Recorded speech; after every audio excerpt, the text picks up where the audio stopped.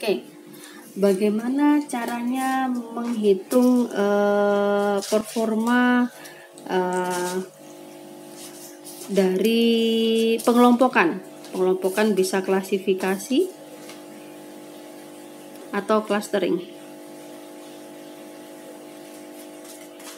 Karena kita berhubungan dengan kelas, kedua-duanya kan kelas ya, maka kemudian biasanya kita gunakan yang disebut dengan confusion matrix. Jadi ada sebuah matrik yang Anda buat, ya. Misalkan ada kelas, oke, ini adalah kelas sebenarnya. Di sini adalah kelas prediksi. Misalkan ini adalah kelas negatif, kelas positif, kelas negatif, kelas positif. Oke, misalkan kelas positif yang dianggap sebagai positif disebut dengan true positif. Kelas negatif yang dianggap negatif disebut dengan true negatif. Kelas negatif yang dianggap positif adalah false positif. Kelas positif yang dianggap dihitung sebagai negatif disebut dengan false negatif. Oke. Ada 4 hal yang bisa kita hitung. Yang pertama adalah akurasi. Akurasi adalah positif dikatakan positif dan negatif dikatakan negatif. Jadi berapa true negatif tambah true positif dibagi semuanya. True negatif tambah true positif tambah false negatif tambah false positif. Itu akurasi. Ya, biasanya ini sudah cukup kalau untuk skripsi S1 menghitung akurasinya untuk anak Tekom ya. Nah, akurasinya cukup dihitung seperti ini. Jadi misalkan berapa yang sesuai dibagi semua data uji yang Anda punya. Kemudian ada lagi yang disebut dengan precision.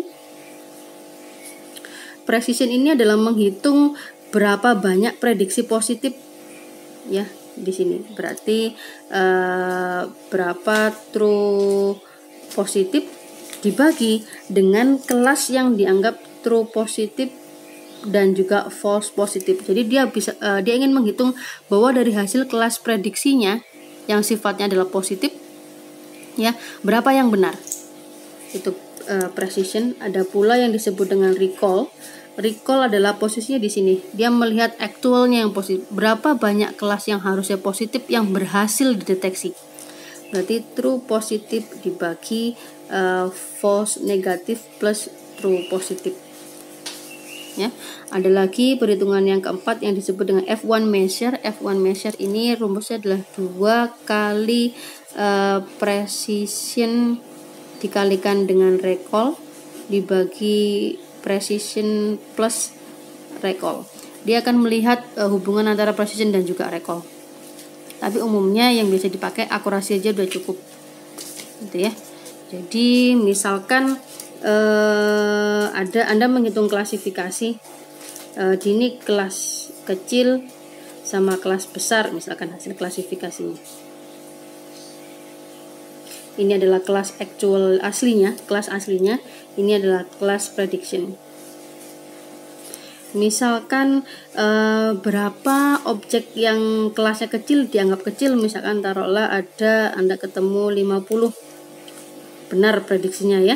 Kemudian kelas besar, aslinya besar dan diprediksi menggunakan perhitungan dia kelasnya besar, taruhlah 60. Kemudian ada beberapa yang salah, misalkan kelas kecil tapi dia dihitung setelah menggunakan metode klasifikasi misalkan, maka dia dianggap sebagai kelas besar. Salah kan? Anggap aja ada 5. Ini juga sama, ada kesalahan. Objek yang besar aslinya kelasnya besar dianggap sebagai kelas kecil, taruhlah 5 juga. Maka akurasi adalah 60 ditambah 50 dibagi 60 plus 50 tambah 5 tambah 5. 110 dibagi 120. Ini adalah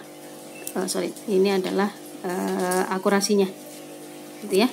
Itu kalau klasifikasi atau clustering.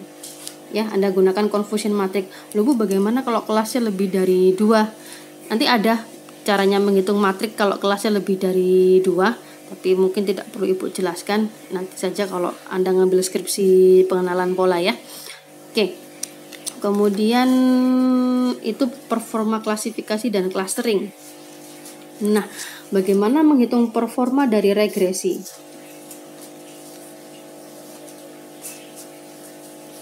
Ya, regresi itu kan berarti membandingkan misalkan nilai aktualnya dengan prediksinya. Jadi misalkan di sini adalah 10 cm, di sini dianggapnya adalah 9. Di sini adalah 20 cm, diprediksi menggunakan regresi ketemunya adalah 18. 30 di sini misalkan adalah 27. Di sini 40, di sini adalah 41 misalkan. Oke, maka kemudian untuk menghitung performa regresinya Anda menggunakan error. Berapa selisih antara actual dan juga prediction ya. Nah, ini macam-macam. Anda bisa menggunakan RMSE atau root mean square error. Jadi errornya ini ya, error antara actual dan prediksi itu Anda hitung selisihnya berapa.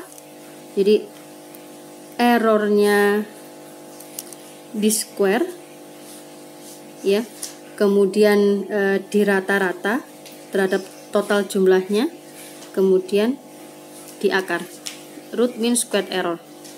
Ada yang kedua adalah mean absolute error atau MAE.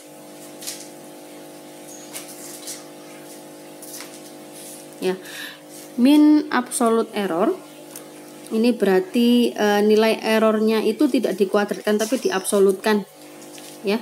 Kemudian dicari rata-ratanya. Ya, yang ketiga adalah menggunakan persentase atau MAP atau mean absolute percentage error. Jadi sebenarnya dia akan mencari errornya itu diabsolutkan, ya, diabsolutkan terhadap nilai actualnya, dicari rata-ratanya, berarti dibagi aktual dikalikan 100%, kemudian dicari rata-ratanya. Ya, ini adalah performa dari regresi. Ya.